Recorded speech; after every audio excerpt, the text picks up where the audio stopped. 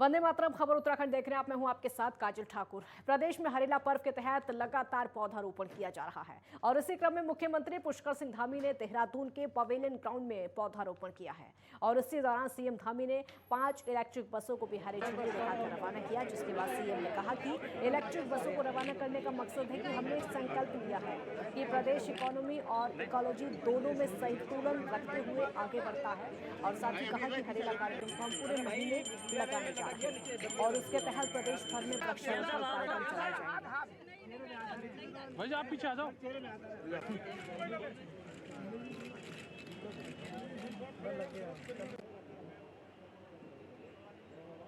देखिए, इलेक्ट्रिक बसें हमारे जो हमने एक संकल्प लिया है कि उत्तराखंड राज्य इकोनॉमी और इकोलॉजी दोनों में संतुलन रखते हुए राज्य आगे बढ़ेगा, उस दिशा में बहुत कारगर सिद्ध होंगी, जिससे सस्ती यात्रा भी लोगों की होगी, सुविधाजनक भी होगी और प्रदूषण रहित भी होगी। तो तीनों में यात्रा होगी और हमने साथ में यह भी संकल्प लिया है कि इस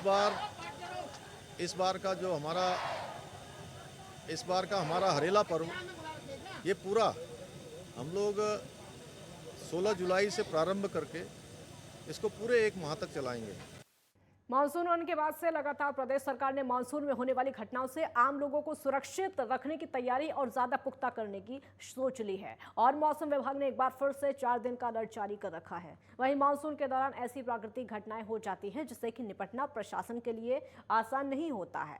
मुख्यमंत्री पुष्कर सिंह धामी ने मानसून की तैयारियों को लेकर बताया है कि मौसम विभाग के अलर्ट के बाद हम अपनी तैयारियों को पूरा करने की कोशिश करते हैं, क्योंकि मानसून हमारे लिए बहुत चुनौतीपूर्ण होता है।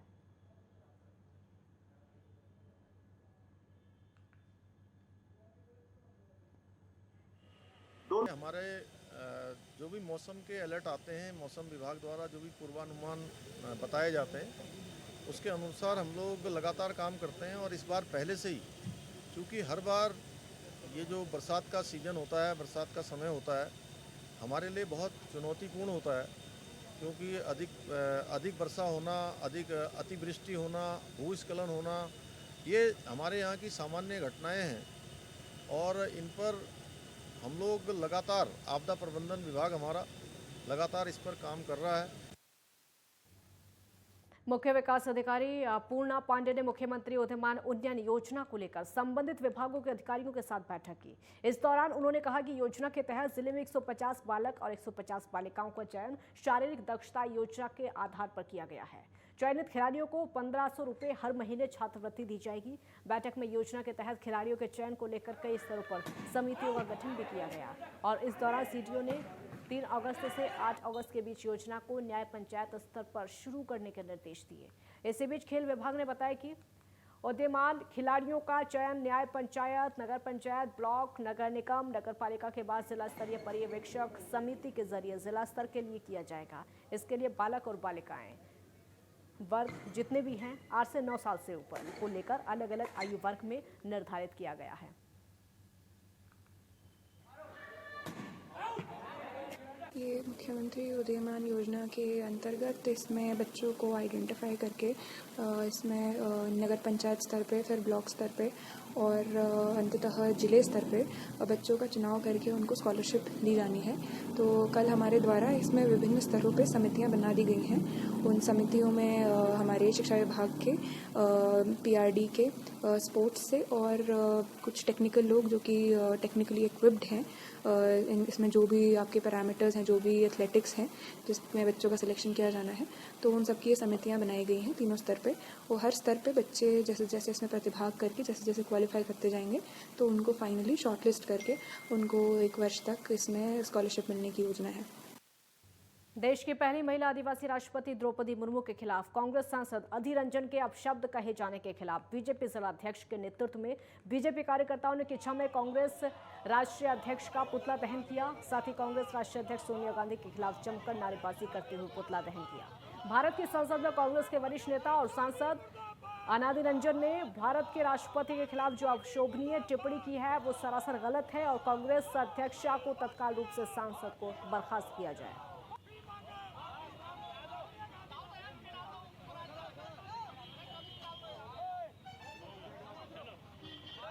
कांग्रेस नेता अधीर रंजन चौधरी ने संसद में इस भारत राष्ट्र की महामहिम राष्ट्रपति महोदय के लिए अपशब्द बोले। उस समय कांग्रेस पार्टी के अन्य नेता भी मौजूद थे। हमारी मांग ये है, आज हमने कांग्रेस की राष्ट्रीय अध्यक्ष श्रीमती सोनिया गांधी का पुतला फूंका है कि अधीर रंजन को तत्काल बर्खास्त किया, उसके ऊपर कार्रवाई करी जाए, क्योंकि राष्ट्रपति किसी एक दल की नहीं है, वो भारत सबसे बड़े गणराज्य की राष्ट्रपति महोदया हैं। उनके खिलाफ अपशब्द भारत की जनता सहन नहीं करेगी। देहरादून में पिछले लंबे समय से स्मार्ट सिटी का काम चल रहा है, लेकिन अभी तक काम पूरा नहीं हो पाया है। साथ ही 2023 तक स्मार्ट सिटी के काम को पूरा करने का लक्ष्य रखा गया है। वहीं स्मार्ट सिटी पर मुख्यमंत्री पुष्कर सिंह धामी भी लगातार अपनी नजर बनाए हुए हैं। स्मार्ट सिटी के निर्माण की धीमी गति पर प्रदेश के शहरी विकास मंत्री प्रेमचंद अग्रवाल ने कहा कि मैं लगातार स्मार्ट सिटी के काम को लेकर बैठकें कर रहा हूं और मैं भी इस बात को मानता हूं कि स्मार्ट सिटी का काम जिस तेजी से होना चाहिए वो नहीं हो रहा है।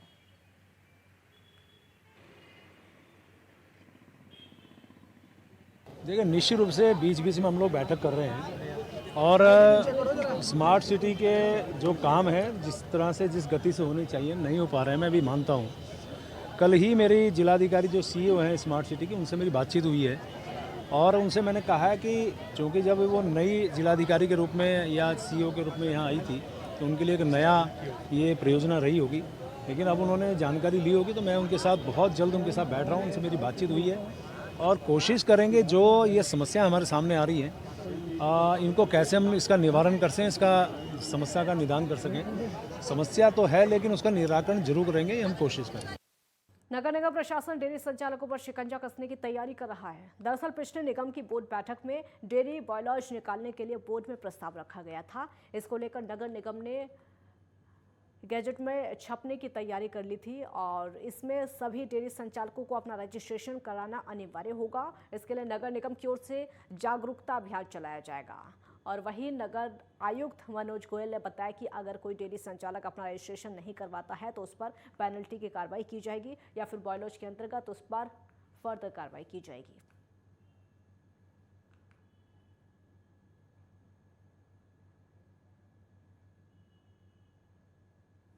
रजिस्ट्रेशन ना कराने की स्थिति में बायलॉज के अनुसार पेनल्टीज़ की कार्रवाई भी करी जाएगी और यदि फिर भी कोई पेनल्टीज़ के बावजूद भी यदि कोई इस तरीके से कंटिन्यू करता है तो बायलॉज के अनुसार ही उसमें फर्दर कार्रवाई, चाहे वो सीज़ की हो, चाहे वो कंप्लेंट की हो, एफआईआर की हो, जो भी है उस प्रकार से करी जाएगी।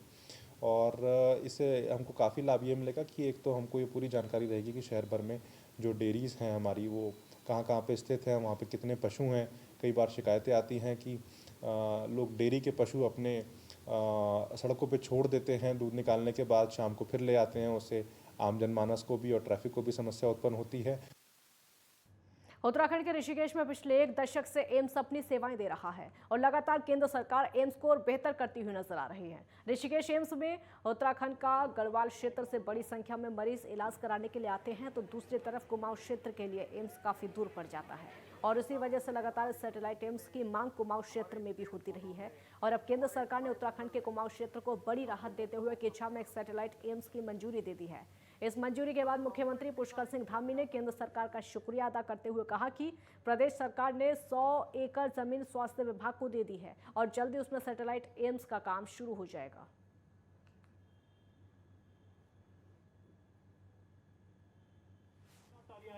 कि हमारे प्रदेश के अंदर जहां ऋषिकेश के अंदर आज एम्स संचालित हो रहा है और उसमें हजारों लोग ओपीडी के माध्यम से अपनी स्वास्थ्य की सेवाएं ले रहे हैं, वहीं दूसरी ओर हमारे प्रदेश की ज़रूरत के अनुरूप उत्तराखंड के अंदर एक एम्स का सैटेलाइट सेंटर भी उन्होंने स्वीकृत किया है और उसके लिए हमारी सरकार ने 100 एकड़ भूमि निःशुल्क रूप से स्वास्थ्य विभाग को हस्तांतरित कर दी है और जल्दी ही उस पर एम्स का सैटेलाइट सेंटर बनेगा जो पूरी तरह से सुविधा युक्त होगा और एक बड़े क्षेत्र के लिए, हमारे पूरे प्रदेश के लिए, वहाँ की सेवाओं के लिए, स्वास्थ्य सेवाओं को देने के लिए निश्चित रूप से लोगों के जीवन को बदलने का काम करेगा। देहरादून में ट्रैफिक की समस्या लगातार बढ़ रही है, जो पुलिस और आरटीओ विभाग के लिए बड़ी चुनौती बनी हुई है। वहीं दूसरी ओर देहरादून में ई रिक्शा गाड़ियां भी धड़ल्ले से शहर के बीचों बीच चल रही हैं, जिससे जाम की समस्या लगातार बढ़ती जा रही है। आपको बता दें कि ई रिक्शा संचालकों को शहर के ग्रामीण इलाकों में चलने का परमिट दिया गया, लेकिन उसके बावजूद वो शहर की सड़कों पर घूमते हुए दिखाई दे रहे हैं, जैसे कि आम जन की जो समस्याएं हैं वो लगातार बढ़ती जा रही हैं। हालांकि अब आरटीओ विभाग की ओर से ई रिक्शा संचालकों पर जो कार्रवाई है वो लगातार की जा रही है।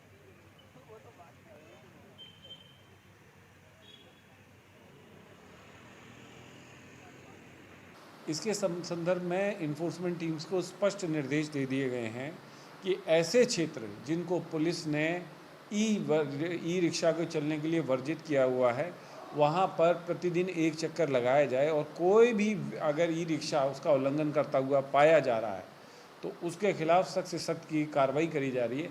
उसी के क्रम में मैं आपको बताना चाहूँगा कि हरिद्वार में जैसे ये समस्या आई थी तो वहाँ 35 से ज़्यादा ई रिक्शा सीज़ कर दिए गए। ऐसे ही 15 से 20 ई रिक्शा हमने देहरादून में सीज़ किए हैं। हमारा ये अभियान चलता है और इसके संदर्भ में हर एआरटीओ को बड़ा क्लियर निर्देश है कि उनके क्षेत्र में कहीं पर भी अगर ई रिक्शा न्यूसेंस क्रिएट करते हुए पाए जाएं या नियमों का उल्लंघन करते हुए पाए जाएं, उनको सीज़ करने की कार्रवाई की जाए। और इसी बीच ऋषिकेश से बड़ी खबर आपको बता देते हैं। ऋषिकेश में भीषण सड़क हादसा हुआ है। खरा स्रोत के पास में यात्री बस पलटी है। हादसे के वक्त बस में 30 लोग सवार थे और हादसे में एक महिला की मौत हो गई है। 15 यात्री घायल बताए जा रहे हैं। ऋषिकेश अस्पताल में फिलहाल इन सभी यात्रियों का इलाज चल रहा है। 30 लोग सवार थे, जिसमें कि एक महिला की मौत की खबर अब तक सामने आ रही है और 15 यात्री घायल बताए जा रहे हैं। बड़ी खबर आपको ऋषिकेश से बता रहे हैं, जहां पर बस पलटी है और इसमें एक महिला की मौत की खबर अब तक सामने आ रही है। देखिए एक्सक्लूसिव तस्वीरें इस समय आपकी टीवी स्क्रीन पर ये तस्वीरें आप देख सकते हैं, जो कि बस पलटी है। इसमें अब तक एक महिला की मौत की खबर सामने आ रही है और लगातार यात्रियों को निकालने की कोशिश यहां से की जा रही है, ताकि सभी यात्रियों को यहां से सुरक्षित बाहर निकाल लिया जाए। 15 यात्री बताए जा रहे हैं, जो कि गंभीर रूप से घायल हैं, जिनको इलाज के लिए ऋषिकेश के ही एक अस्पताल में भर्ती करा दिया गया है, जहां पर उनका इलाज किया जा रहा है। लेकिन एक महिला की मौत की खबर निकलकर सामने आ रही है। उत्तराखंड के ऋषिकेश से बड़ी खबर आपको बता रहे हैं, जहां पर खरा स्रोत के पास में यात्रियों से भरी हुई एक बस पलटी है। हादसे के वक्त बस में 30 लोग सवार थे और इन 30 लोगों में से 15 यात्री घायल बताए जा रहे हैं, जबकि एक महिला की मौत हो चुकी है। भीषण सड़क हादसा हुआ है। खरा स्रोत के पास में ये यात्री बस पलटी है, जहां पर सड़क हादसा हुआ है। 30 लोग बस में सवार थे, 15 यात्री घायल बताए जा रहे हैं और एक महिला की मौत की खबर अब तक निकलकर सामने आ रही है। ये एक्सक्लूसिव तस्वीर इस समय आपके टीवी स्क्रीन पर आप देख रहे हैं। ये वही तस्वीरें हैं, उसी समय की हादसे की तस्वीरें हैं। लगातार कोशिश यही है कि इन लोगों को, जो उसमें 30 यात्री सवार थे, उनको सुरक्षित बाहर निकाल लिया जाए। हालांकि जो घायल हैं उनको हॉस्पिटल इलाज के लिए भेज दिया गया है। देखिए भीड़ इकट्ठी हो गई है यहाँ पर। आसपास के जो लोग थे मौके पर पहुँचे हुए हैं और इन लोगों को निकालने की कोशिश की जा रही है, जो कि बस में सवार थे। कोशिश यही है कि उनको सुरक्षित बाहर निकाल लिया जाए। 30 लोग सवार इस बस में बताए जा रहे हैं, जिसमें एक महिला की अब तक मौत हो चुकी है और 15 लोग घायल बताए जा रहे हैं, जिनको इलाज के लिए अस्पताल में भेज दिया है। हालांकि कुछ देर के लिए यहाँ पर आने जाने वाले यात्री भी रुके, क्योंकि हादसा बहुत खतरनाक है। पुलिस मौके पर पहुंची हुई है। नीरज गोयल संवाददाता हमारे साथ जुड़ गए हैं ज्यादा जानकारी के लिए। नीरज, यात्रियों से भरी हुई बस पलटी है, महिला की मौत की खबर सामने आ रही है, 15 लोग घायल बताए जा रहे हैं, और क्या अपडेट है? जी काजल जी, मैं बता दूं, ये मामला अभी कुछ देर पहले का ही है। ये एक यात्री की बस है जो 30 यात्रियों को लेकर ऋषिकेश बस पार्किंग के लिए जो है खारा स्रोत से होकर के जब आ रही थी, तो अचानक ही बैंड पे इसका नियंत्रण खो गया और ये पलट गई। और ये गनीमत रही कि मेन रोड पर जब ये पलटी है तो कोई वाहन उधर से नहीं आ रहे थे और इसमें 30 यात्री थे जो कि इसके नीचे दब गए। जैसी आसपास की भीड़ इकट्ठा हुई, उन्होंने जल्दी से दरवाजे खिड़कियां तोड़ करके जो है यात्रियों को निकाला। में 15 लोगों की जो है हालत गंभीर है, जिनको एम्स भेजा गया 108 की मदद से, और एक महिला की मौत की पुष्टि पुलिस ने कर दी है। और अभी जो है सभी जितने भी घायल हैं उन सबको ऋषिकेश राजकीय चिकित्सालय और एम्स में भेजा गया है। जी, आसपास के लोग भी तस्वीरों में दिखाई दे रहे हैं। निकालने की कोशिश उन लोगों को लगातार की जा रही है। क्या अभी भी जो अभियान है वो लगातार जारी है? और जो 15 लोग घायल हैं उनको हॉस्पिटल भिजवा दिया है, बाकी लोग कैसे हैं? जी अभी जो है लगातार निकालने की कोशिश की जा रही है। 15 लोगों को तो निकाल लिया गया था जिनको जो है एम्स भेजा गया है। बाकी को निकालने की जो है लगातार कोशिश की जा रही है। वहाँ डॉक्टरों की टीम भी पहुंच चुकी है, एम्बुलेंस भी है और 108 भी है और जल्दी से जल्दी जितने भी लोग घायल हैं उन सबको जो है अस्पताल भेज दिया जाएगा और जिनको मामूली चोट आई उनको मौके पर जी पट्टी और ट्रीटमेंट देने के बाद जो है उनको आगे जो है जहाँ रुके हैं वहाँ पर उनको भेज दिया जाएगा। जी बस के बारे में क्या पता चल पा रहा है नीरज, कहाँ से बस आ रही थी और कहाँ पर जा रही थी? जी ये जो बस जो है ये अभी हरिद्वार की तरफ से आई थी, ये जो है यात्रियों को लेकर के, और ये खारा स्रोत बस पार्किंग है वहां जा रही थी। लेकिन यहाँ बैंड बड़ा खतरनाक है और ये अनियंत्रित हो गई, बैंड कटा नहीं, जिस कारण ये बस जो है सड़क के दूसरी तरफ पलट गई। जी 30 लोग सवार बताए जा रहे हैं। आसपास के लोग मौके पर पहुंचे हुए हैं, उनको बचाने की लगातार कोशिश की जा रही है। फिलहाल क्या अपडेट है, क्या सभी घायलों को हॉस्पिटल भेज दिया गया है? जितने 15 लोगों को तो अभी भेज दिया गया, बाकी को अभी निकालने की कोशिश की जा रही है और अब से थोड़ी देर बाद पता चल जाएगा कि कितने लोग घायल हैं और कितनों को मामूली चोट आई है। वो अभी थोड़ी देर में अभी पुष्टि हो जाएगी। बहुत शुक्रिया नीरज आपका इस पूरी जानकारी के लिए, बहुत बहुत शुक्रिया। तो लगातार आपसे अपडेट भी लेते रहेंगे क्योंकि 15 लोग जो घायल बताए जा रहे हैं उनको फिलहाल हॉस्पिटल भेज दिया गया है।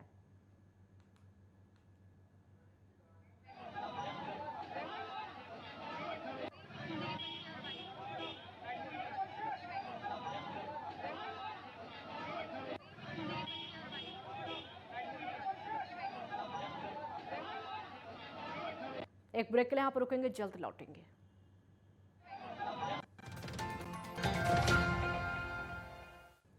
ब्रेक के बाद एक बार फिर स्वागत है आपका। थराली व्यापार संघ के व्यापारियों ने जीएसटी विभाग के सर्वे के विरोध में अपने व्यापारिक प्रतिष्ठान बंद रखते हुए थराली मुख्य बाजार से तहसील परिसर तक रैली निकालते हुए अपना विरोध दर्ज कराया।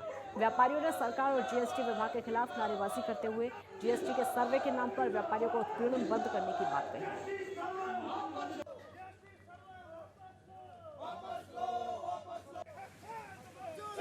ये हमारे थराली व्यापार संघ द्वारा जो है कि ये थराली व्यापार संघ नहीं अपितु पूरे उत्तराखंड प्रदेश में आज जो है कि पुतला दहन का कार्यक्रम और ज्ञापन सौंपने का कार्यक्रम था। हमने माननीय मुख्यमंत्री महोदय उत्तराखंड सरकार को जो है कि ज्ञापन माननीय जल अधिकारी महोदय के माध्यम से सौंपा है। उसमें हमारी मांगें ये हैं कि जो ये सरकार आजकल जीएसटी के नाम पे सर्वे छोटे छोटे दुकानदारों की सर्वे करवा रही है, नाजायज़ उत्पीड़न जो है कि अधिकारियों द्वारा जो है कि व्यापारी का किया जा रहा है।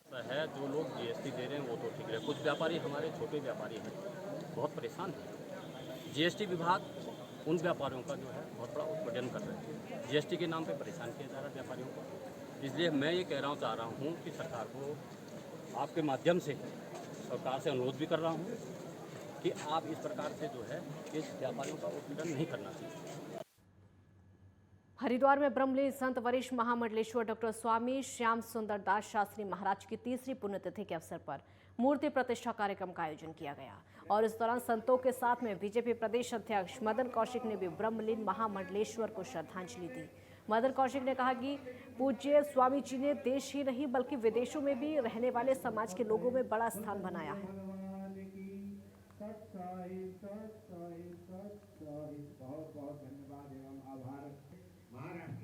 सुंदरदास जी महाराज की पुण्यतिथि के अवसर पर यहाँ मुझे आने का अवसर मिला। पूज्य स्वामी जी ने एक इस प्रकार का स्थान भारतवर्ष में अपना बनाया कि एक ऐसे संत के रूप में आपने एक पूरे देश में और देश के बाहर जहाँ भी कोई समाज से जुड़े हुए लोग रहते हैं कि आपने एक बड़ा स्थान बनाया।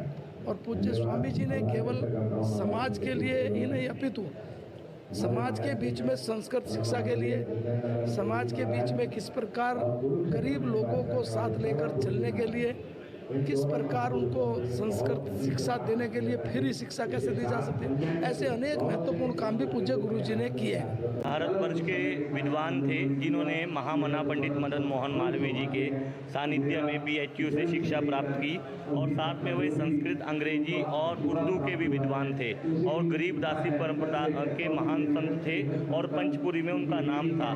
बिना उनके किसी भी कार्यक्रम में संचालन नहीं किया जाता था। जिन्होंने स्वामी श्रद्धानंद जी के सानिध्य में भी शिक्षा ग्रहण की और गरीब दासी परंपरा को आगे बढ़ाया और गरीब दासी साधु संस्कृत महाविद्यालय का संचालन किया। प्रधानाचार्य के रूप में रहे, जिन्होंने संतों की सेवा की, ब्राह्मणों की सेवा की, समाज में सेवा की और आज जितना भी उनका योगदान इस हरिद्वार के लिए किसी भी संत का नहीं है।